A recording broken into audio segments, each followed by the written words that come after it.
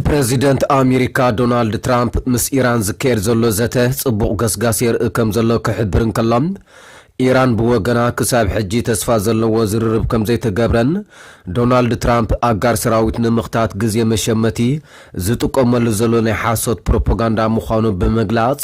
ሰራዊት ኢራን ንናይ ኣሜሪካ አጋር ሰራዊት ናብ ሲኦል ክስኽትትዎም ይጽበይዎም ምህላዎም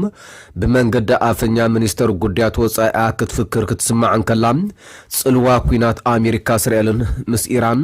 ካብቲ ዞባ ሓሊፉ ናብ መላእ ዓለም የስፋሕፈ ምህላው ኣብ ዝሕብረሉ ዘሎ እዋን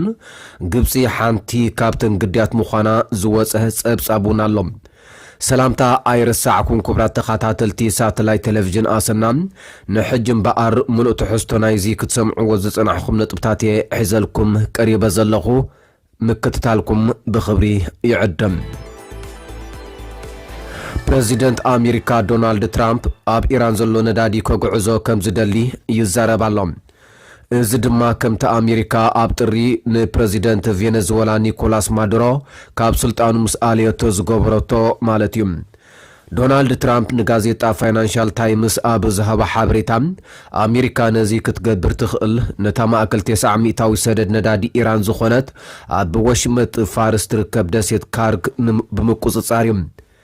ደሴት ካርግ ምቁፅጻሪ ከኣል ይኸውን እንተኾነ ግን ከምቲ ኣብ ቬኔዙዌላ ዘጓነፈ ቀሊል ኣይኮነን ይብሉ ተንተንቲ ጂኦፖለቲካ ቢቢሲ ብዙሕ ሓይሊ ሰብ እግረኛ ምውፋር ዘድሊ ከም ዝኾነ ከምኡ ኮይኑ እውን ንኹነታት ምጻበ ሆርሙዝ ዝቕይሮ ከም ዘይኮነ ኸኣ ይሕብሩ ንደሴት ካርግ ምቁፅጻር ዋላ እንተተኸኣለም ካብኡ ትወፅእ ዝኾነት መርከብ ሕጂ እውን ካብ ኢራን ኣይተምልጥናላ ዝብሉ ተንተንቲ ውሕዳት ኣይኮንን ዶናልድ ትራምፕ ነዳዲ ኢራን ክወስድ ምዃኑ ኣብ ዝገልጸሉ ዘሎ እዋን ሃገራት ወሽመጥ ዓረብ ብሳዕቢ ናይ ከምዚ ዝበለ ስርሒት ክጭነቓ ጀሚረን ኣለዋ ንጹር መጥቃዕትን መልሰ መጥቃዕትን ኣብ ዝካየደሉ ዘሎ እዋን ትሕተ ቅርፂ ፀዓት ኢራን ክውቃዕ እንከሎ ወሽመጥ ዓረብ ከም ግብረ መልሲ ሚሳይላትን ድሮናትን ኣብ መሰረተ ልምዓቱ ክጽበ ግድን ኮይኑሎም ኣብ መጀመርታ ናይ ዝወርሒ እስራኤል ንትካል ጋዝ ደቡባዊ ፓሪስ ኢራን ዕላማ ድሕሪ ምግባራ ኢራን ኣብ ቀጠር ንዝርከብ መሳለጢ ፈሳሲ ባህርያዊ ጋዝ ራስ ላፋን ኣጥቂዓ ንለይቱ ሓደ መሳለጢ ሓይሊ ኤሌክትሪክ ኢራን ክህረም እንከሎም ነዚ ስዒቡ ድማ ሓደ ካብ መፈልፈል ሓይሊ ኤሌክትሪክን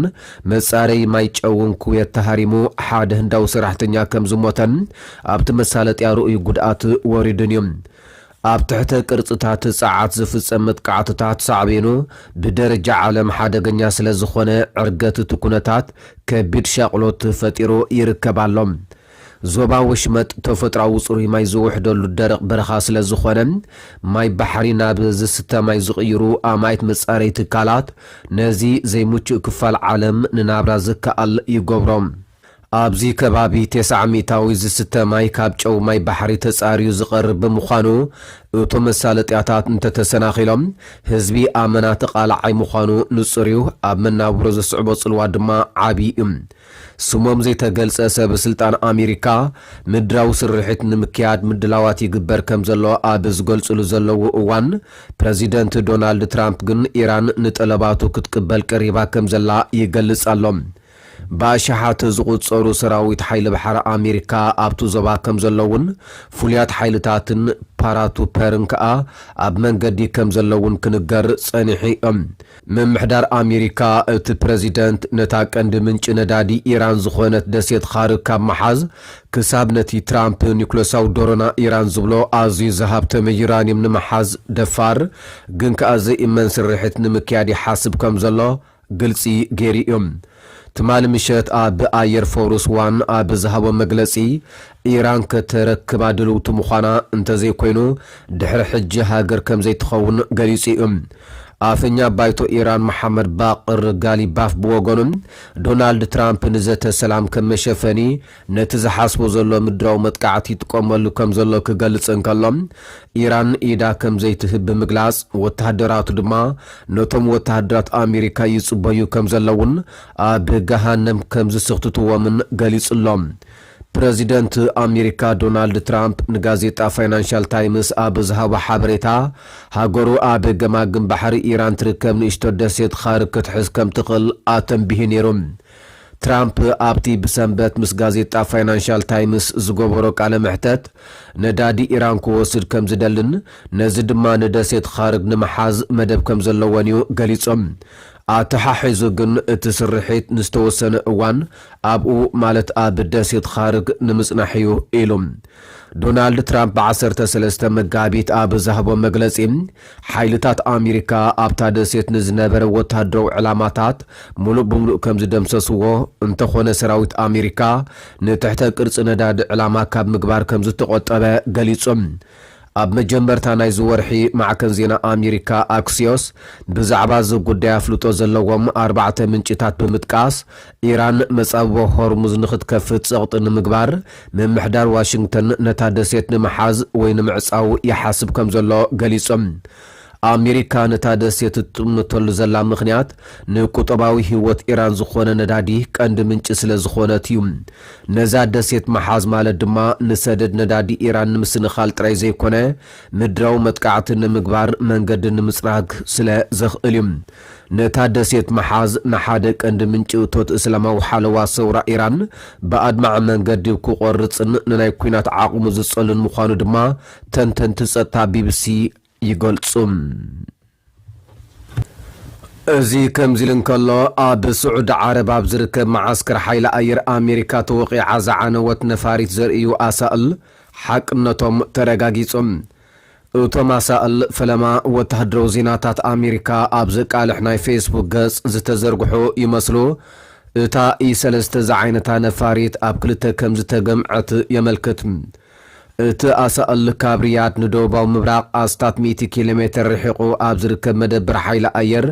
ልዑል ስልጣን ከም ዝተሰኣለ ቢቢሲ ቨሪፋይ ኣረጋጊጽሎም። ኣብቲ ሳእል ዝርአ ግንብታት ወይ ከዓ ፓይሎናት መኻዚኖታትን ምልክታት ጽርግያን ምስቲ ብሳተላይ ዝተረኽበ ምልክታት ዝሰማማዕ እዩ። ማእከላይ እዚ ኣሜሪካ ብዛዕባ እዚ ዛጊት ብግልፂ ርእይቱ ዝሃበ ኮይኑ ቢቢሲ ግና ርእይቱ ክህብ ሕቶ ኣቕሪቡሉ ኣሎ።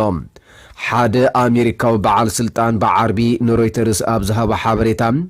ኢራን ኣብ ልዕሊ መዓስከር ሓይሊ ኣየር ኣሜሪካ ብዝፈጸመቶ መጥቃዕቲ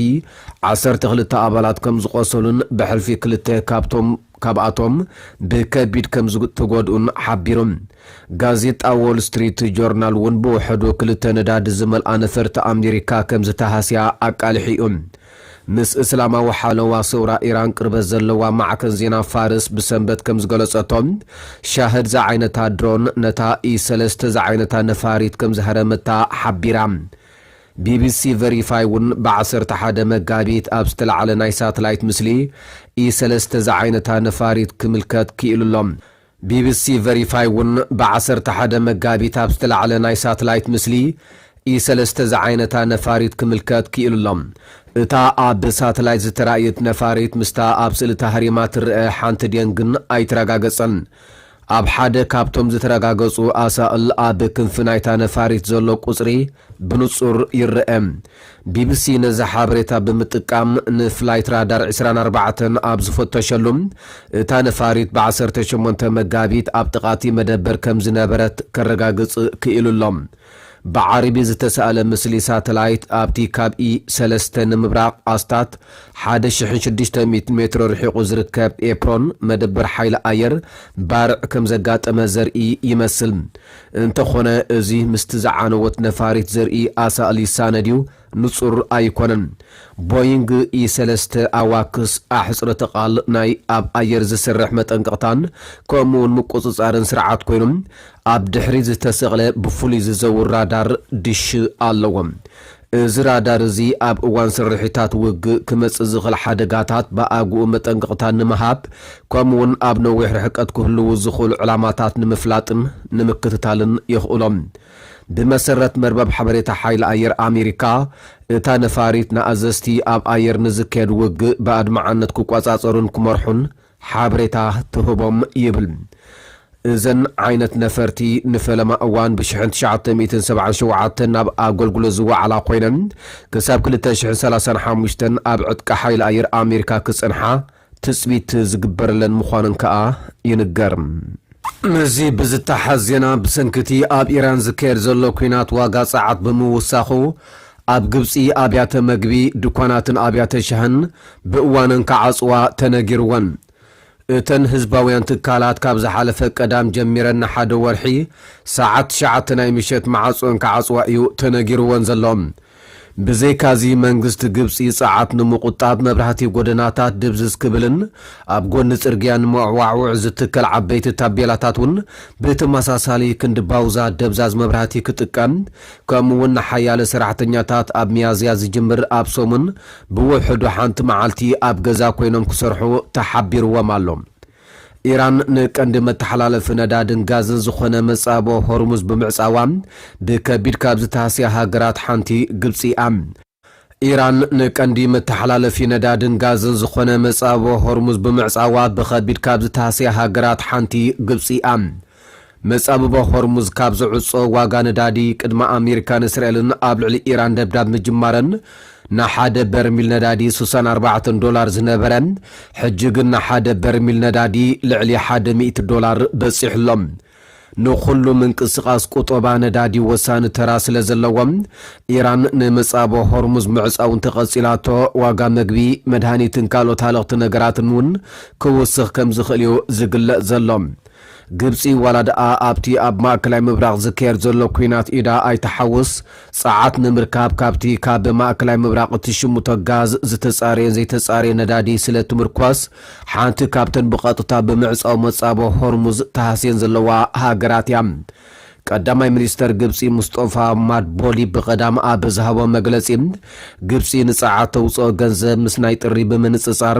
ብልዕሊ ብዕጽፊ ብምውሳኹ ወርሓዊ $2.5 ቢልዮን ተውፅእ ከም ዘላ ኣፍሊጦም መንግስቲ ግብፂ ኣብያተ መግቢ ሻህን ብእዋኑ ከዓጽዋ ኣብ ዘውፅኦ ሓዱሽ ሕጊ ነተን መስሕብ በጻሕቲ ዝኾና ትካላት ኣየእተወንን ግብፂ ካብ በጻሕቲ ሃገር ትረኽቦ ኣታዊታት 10% ካብ ቁጠባ ከም ዝሽፍን እዩ ዝንገር እንተኾነ ሓያለ ከም በዓል ማርዮትን ኮስሞፖሊታንን ዝበሃላ ፍሉጣት ሆቴላት ንማዕከን ዜና RFI ኣብ ዝሃቦ ቃል መብራህቲ ክጠፍእ ይኽእል ብምባል ዓማዊለን ንምቕባል ዓበይቲ ጀነሬተራት ኣዳልየን ምህላወን ገሊፀን